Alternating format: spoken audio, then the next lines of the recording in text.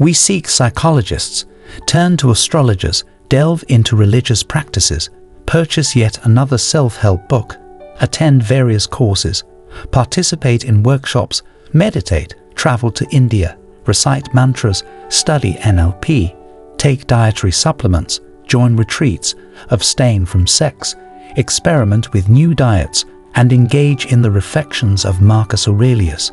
We watch videos seeking answers, and in 100% of cases, the pursuit is the same.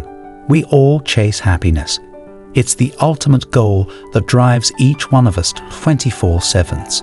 What's surprising is that, despite being fixated on achieving happiness, we don't appear too competent in solving this task. Many are aware that the countless joys of modern life hardly influence our collective mood. The uncomfortable truth is that economic growth doesn't necessarily make society happier. The growing number of products, gadgets, and various entertainments driven by an obsession with happiness leads people to do anything, regardless of consequences. We can't rest until we find this mythical happiness, but can we really find it?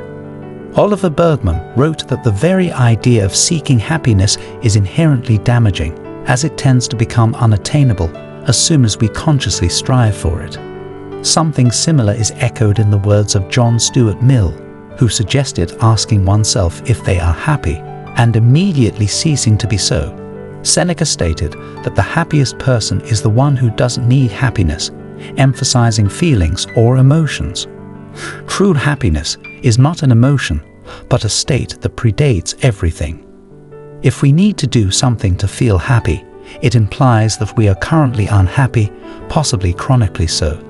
This assumption becomes our default belief, and we strive to correct it by trying to cling to events, people, and objects in the external world. Here arises the construct, "I will be happy when."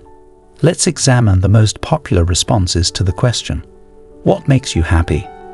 We go to the movies, watch a great series, enjoy delicious meals, engage in intimate moments, buy a new iPhone, receive an award, go on vacations, and have drinks with friends. However, it's not true happiness because it's temporary, and we don't address the root cause. The problem still exists, and it lies in defaulting to considering ourselves unhappy. Means of escape don't necessarily have to be harmful. I am happy when I meditate. What happens when you stop meditating? I am happy when I wake up and write a list of things I'm grateful for. What happens if you don't write it? I am happy when I'm in good company and interact with positive people. What happens if you stay alone? It's incredible, but many fear being alone with their thoughts. When we return home, we immediately turn on the TV, computer, radio, surf social media, binge watch shows. Anything to avoid being alone with our thoughts. We are terrified of facing that inner voice that whispers, "You are a failure."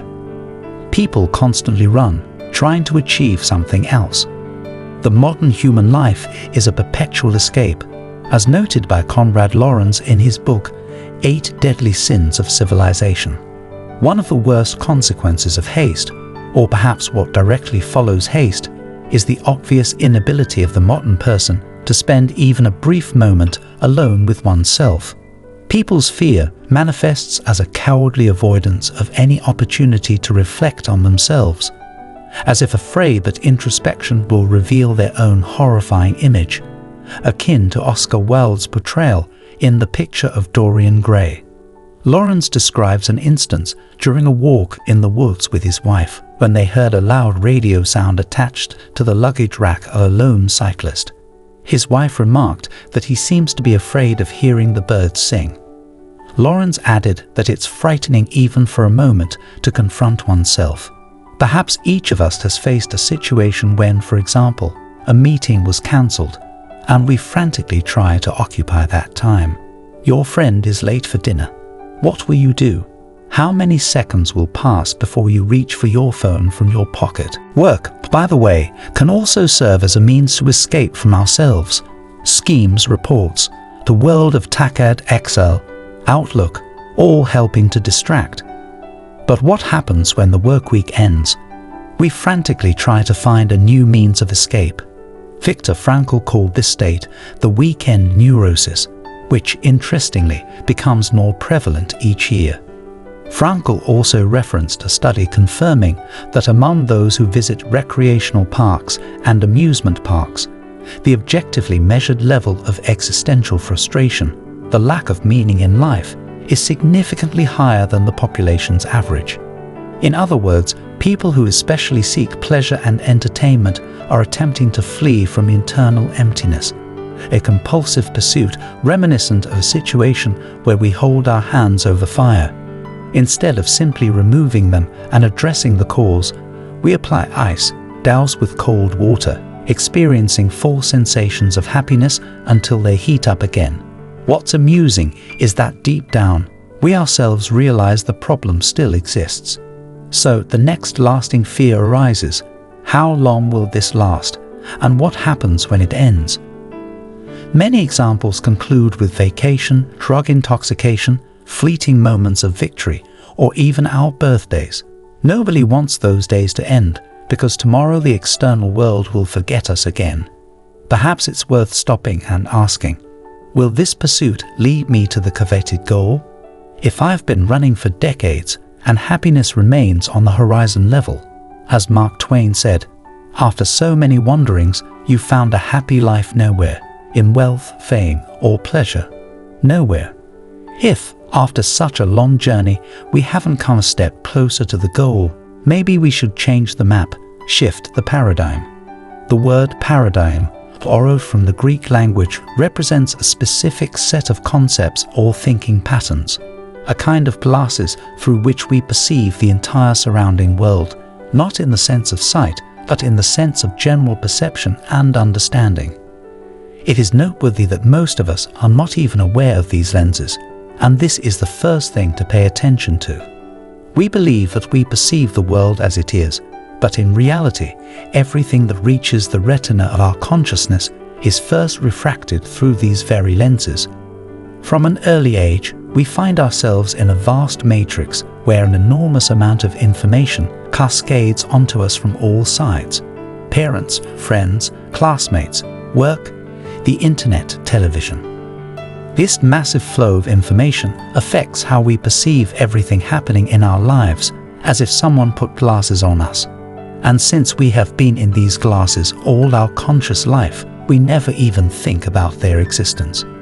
It is quite logical that we have never considered the question of the quality of the lenses of these glasses and never reflected on whether they distort real images. What if our eyes actually use imperfect glasses? What if we initially received the wrong map? Stephen Covey's example perfectly illustrates what a paradigm is. A simple way to understand its essence is to imagine it as a map of the terrain. The map describes specific characteristics of the territory, and that is precisely what a paradigm is. Suppose we need to get to the center of Chicago, but we have a map of Detroit. It is easy to imagine our disappointment at the futility of attempts to reach the goal in Chicago, even if we invest more effort, act persistently, and move faster. The only result will be faster confusion. The problem is not in our behavior, persistence, or motivation, but in the fact that we simply have the wrong map. The choice of the map precedes our journey, and it is the map that determines what the journey will be like. We live in the age of consumption, where we are promised that clothes, gadgets, cars, and watches will surely make us happy. We see a luxurious life of celebrities on our phones and dream of easing our own lives. However, none of this will work because it is the wrong map. As Seneca said, people are mistaken when they mistake the means for a happy life with a happy life itself. The more they strive for these means, the further they find themselves from happiness. Contrary to popular belief, happiness is not greedy. It is too insignificant to satisfy anyone. What seems high to you from a distance can turn out to be low when you get closer, and what you considered the summit may be just another step. If your happiness depends on something in the external world, it will always be temporary, because in the external world, where everything has its opposite, there is nothing permanent. Things that can make you happy can also make you unhappy. If you are happy because of a relationship, you will lose that feeling when the relationship ends. If your happiness relies on earned money, it will end in the event of bankruptcy. If people admire you, they can just as easily start hating you. The second of the Four Noble Truths in Buddhism states that the cause of all suffering is attachment, and Epictetus said that happiness is the absence of suffering. With the wrong map, we find ourselves in a state of permanent deficiency that rarely turns into a fear of losing what we have just gained. This constant deficiency is the cause of all our suffering. The emergence of a false ego, self-hatred, the search for prisms, chronic stress, health problems, and various dependencies that temporarily help us escape this internal emptiness. When we are in deficiency, all our actions are a reaction to this deficiency. For example, the stronger our desire to see cubes on our stomach, the more we hate our current figure. Even if we manage to significantly improve our shape, we will still be dissatisfied because hatred will only intensify over time. This is why many girls push themselves to anorexia, and men jeopardize their health with anabolic steroids and synthol. Fool, according to Seneca, pays attention not to the number of victories, but to those who can defeat him. For him, it is not as delightful to see many behind him as it is bitter to look at even one person running ahead. This is a common threshold for ambitious people who do not look back.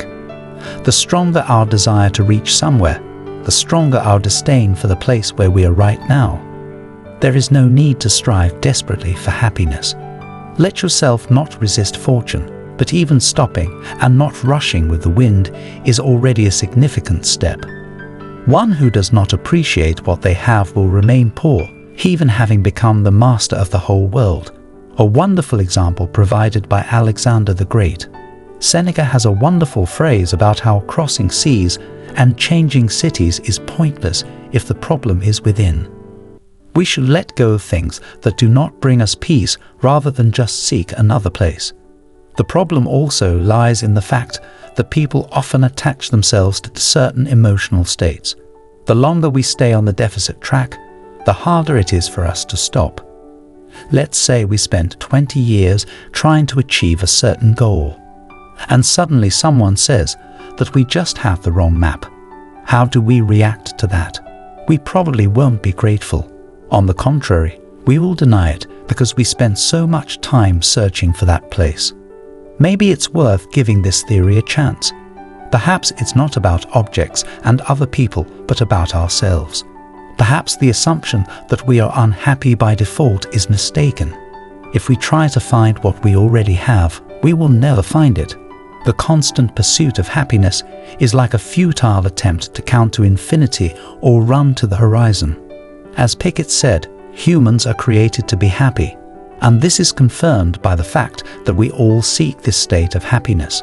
Marcus Aurelius also said that a person cannot be unhappy because of something other than themselves. If we try to find what we already have, we will never find it. Therefore, we need to discover happiness within ourselves and allow it to manifest. Our journey is not about reaching somewhere.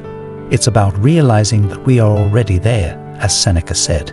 Do what can only bring you happiness. Discard and trample everything that shines on the outside, obtainable by others, and rejoice only in what is truly yours, Seneca advised. Wise people understand that no one is needed but themselves. This doesn't mean that they live as hermits in the woods, as Seneca continues. Even if they have friends, neighbors, and companions, they are not attached to these relationships, not because they don't want friends, but because they have a choice. The wise endure need in everything, unlike fools who need nothing because they don't know how to use it. However, the feeling of need can be temporary, unlike internal joy, which becomes a reliable and sturdy support that remains with us until the end. While external delight from things is temporary and limited by the emotional outbursts of the crowd, Seneca points out that fools need nothing because they don't know how to use it, unlike the wise who can have much but endure no need for it. However, The need can be temporary, unlike the internal joy that grows strong and stays with us until the end, while the external delights are temporary and limited by the emotional reactions of the crowd. The Stoics use and enjoy the external, but in a way that serves them, not the other way around. They imagine a map where modern people find themselves, and it says "in pursuit of happiness," with the starting point being "I am unhappy." On the other map, it says "I am already there," with the starting point being "I am happy." The routes on both maps may look similar, but the experience of living them is fundamentally different. The first map is characterized by the movement of desperation, deficit, attachment, thirst, and fear. On the second map, people are inspired by lightness and inner joy. This doesn't mean that a happy life implies being happy all the time, because painful emotions are inevitable. It's essential to note that the second category of people, psychopaths and the dead, are exceptions, as they don't experience emotions at all. Happiness is a state in which we still experience ups and downs, processing negative thoughts and emotions differently because the state precedes them. To illustrate this, I often use the analogy of video games such as GTA. If a person is in a deficit state, they experience life through the eyes of their game character, categorizing each event as good or bad and reacting painfully. However, when this person changes the map, there is a shift from the game character to the one controlling it behind the screen. In the game, there are still ups and downs, but the experience of going through them is entirely different for the one behind the screen, who has no resistance to what is happening and cannot be changed. In the words of David Hawkins, any spiritual growth goes through 3 stages: having, doing, and being. When we change our map, our image in society changes as well. We no longer define ourselves through luxury cars, Rolex watches, titles, and achievements. Now, we are perceived as simply wonderful people whom others want to meet just because. Happiness is not achieved, it simply exists. If you enjoyed the video, please subscribe, like, and share your thoughts in the comments. It helps in promoting the channel. Goodbye, and until our next meeting.